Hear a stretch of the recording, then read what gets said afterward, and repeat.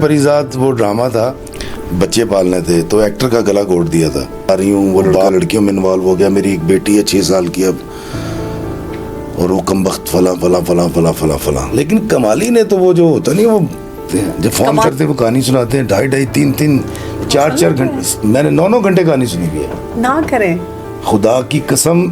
फजर के मैं लोगों की तकलीफें पैसे लेकर कैसे सुन। उसने कहा मेरा शौहर मुझे मारता था। जब मैंने शौहर से पूछा, उसने कहा मैंने तो कभी हाथ नहीं लगाया। वो कहती थी मुझे खाने को नहीं देता। जब मैंने शौहर से पूछा, उन्होंने कहा जी मेरा तो फ्रिज भरा हुआ होता है।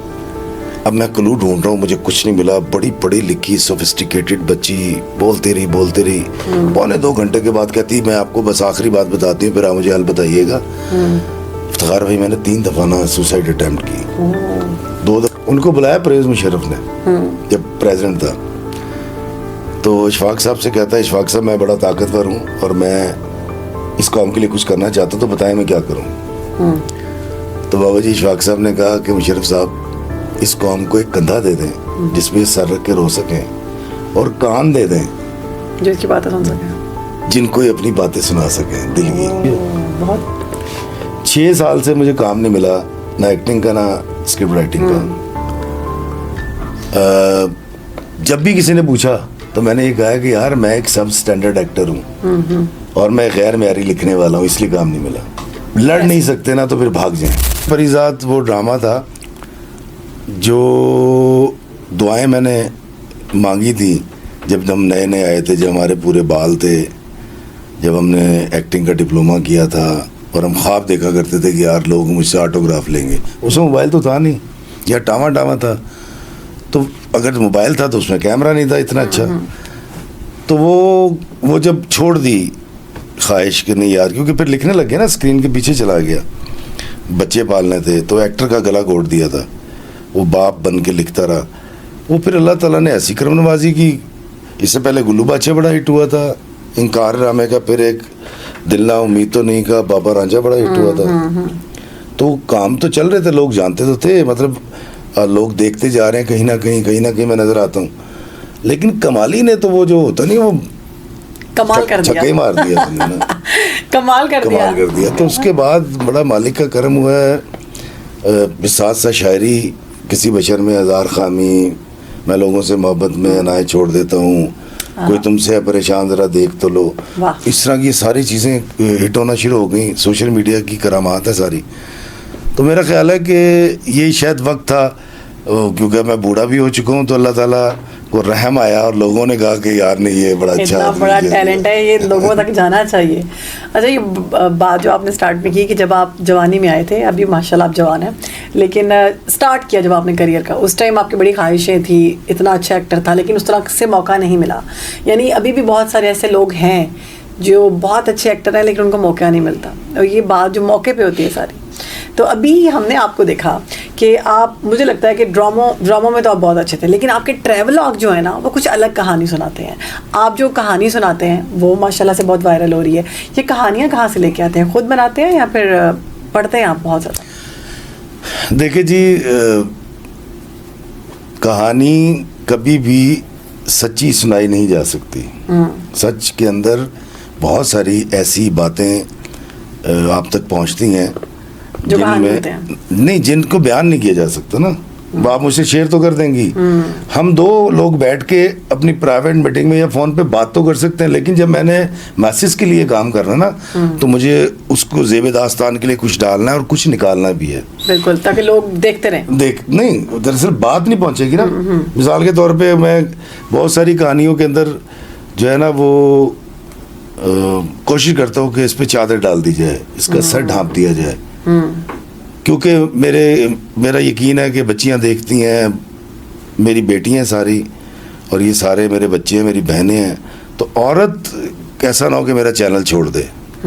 उसको एजुकेट करना भी ज़रूरी है, मर्द को एजुकेट करना भी ज़रूरी है। तो मैं दरअसल मुझे मिलती कैसे, जब मैंने कहानियाँ सुनानी शुरू की ना, तो मेरा पेज पे मेरा नंबर है, फेसबुक पेज पे। लोग फ़ोन करते हैं? लोग फिर फ़ोन करते हैं। जब फ़ोन करते हैं वो कहानी सुनाते हैं 2.5, 3, 4 घंटे। मैंने 9 घंटे कहानी सुनी हुई है। ना करें, खुदा की कसम।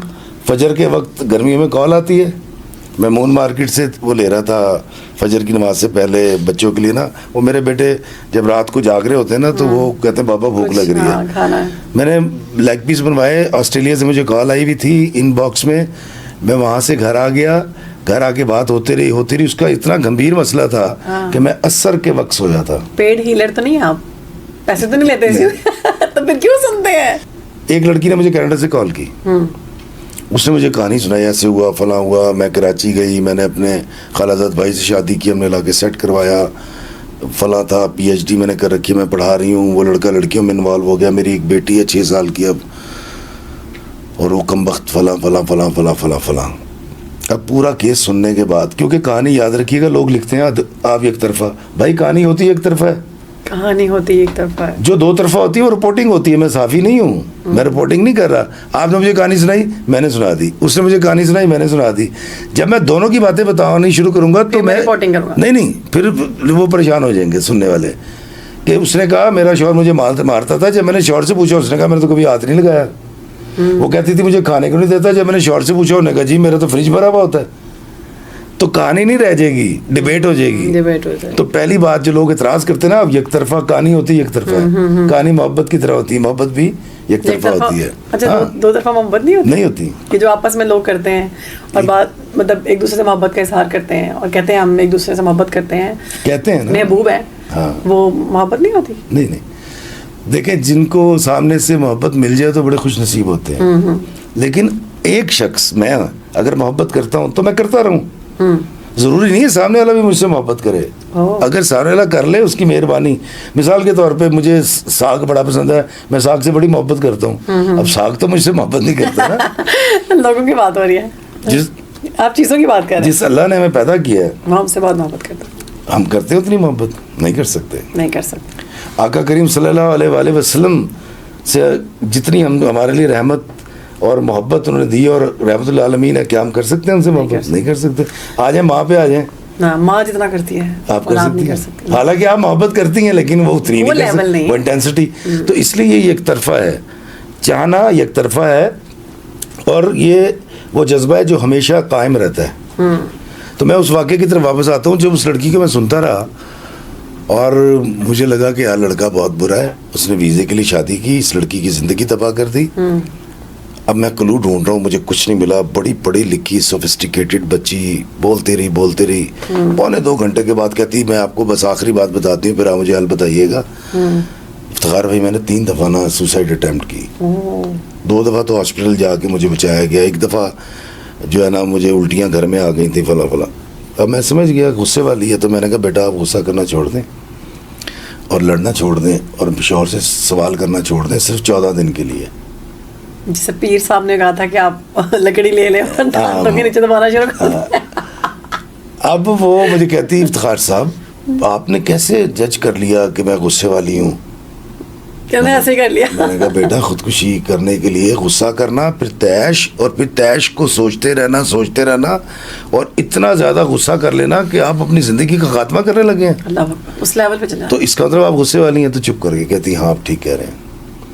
मैंने कहा इस गुस्से में लड़ती भी होंगी? कहती हाँ।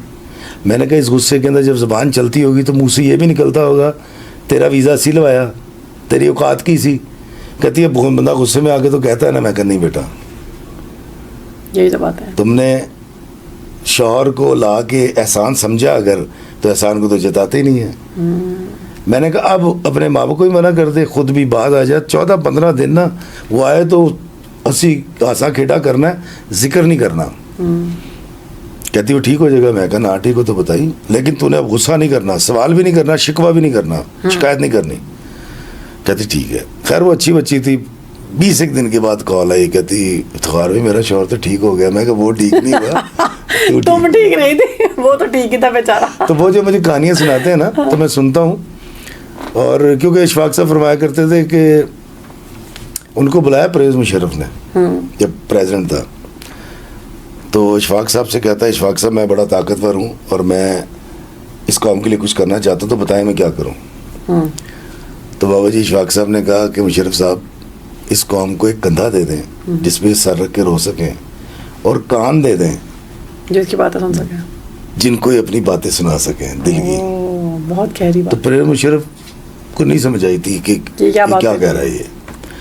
तो आप यकीन कीजिए, आप अपने ख़ानदान में अपनी सहेलियों में कंधा दे दें और कान दे दें, आप देखिएगा कि लोग आपको कैसे पसंद करेंगे, आपके दोस्त बन जाएंगी सहेलियाँ, आप पूरे ख़ानदान की फेवरेट हो जाएंगी। लेकिन हम तो कमबख्त कहते हैं, पहले मेरी सुनो, पहले मेरी तकलीफ का हल करो। तानू पता है मेरे साथ कितनी जाती हुई है, मुझे आपने किसी इंटरव्यू में कभी कहते सुना मेरे साथ बड़ी जाती हुई है। 6 साल से मुझे काम नहीं मिला, ना एक्टिंग का ना स्क्रिप्ट राइटिंग का। जब भी किसी ने पूछा तो मैंने ये कहा कि यार मैं एक सब स्टैंडर्ड एक्टर हूँ और मैं गैर मेयारी लिखने वाला हूँ, इसलिए काम नहीं मिला। नहीं, ऐसा तो नहीं है। ऐसे ही है, अक्ल वालों को तो ये पता है। नहीं, मुझे पता है ना। देखें, जब आप लड़ नहीं सकते ना तो फिर भाग जाएं। एक्सेप्ट कर लेना या खुद को समझा लेना, ये बहुत बड़ी बात है और ये बड़ी यही तो बात है। ये आपने कर लिया। हाँ। हर कोई नहीं कर सकता तुम्हारे साथ। मैंने एक बार ये कहा है, मैं तो कई प्रोग्राम्स में कह चुका हूँ कि यार खुदकुशी ना करने की हिम्मत सब में नहीं होती। 30 साल के बाद आपने काम नहीं दिया, मैंने छोड़ दिया।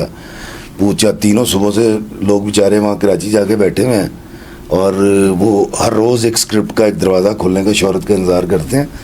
तो पत्नी बेचारों के साथ क्या होगा। तो मुझे तो अब कोई कहता है ना मैंने एक्टिंग करनी है तो मैं उसको ब्लॉक कर देता हूँ, मैं उसको जवाब भी नहीं देता, क्योंकि आपको हकीकत पता है। मैं मेरे को की लुके है, मतलब मेरे सामने तो बिल्कुल एक्सरे वाली बात है। ये तो एग्जैक्टली आपने वैसी बात की। मुझे जब कोई, मेरे भाई की बेटियां हैं या मेरी अपनी औलाद, तो जब कोई कहता है ना ये एंकर बनेंगी, तो मैं कहती हूँ नहीं, ये एंकर नहीं बनेंगी।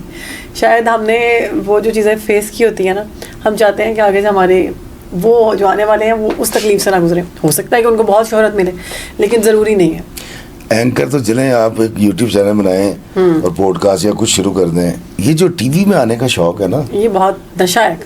अब देखें ना, 350 ड्रामे बनते हैं साल के, सोप और सीरियल मिला के, और पूरे पाकिस्तान माशाल्लाह 25 करोड़ आवाम का टैलेंट है।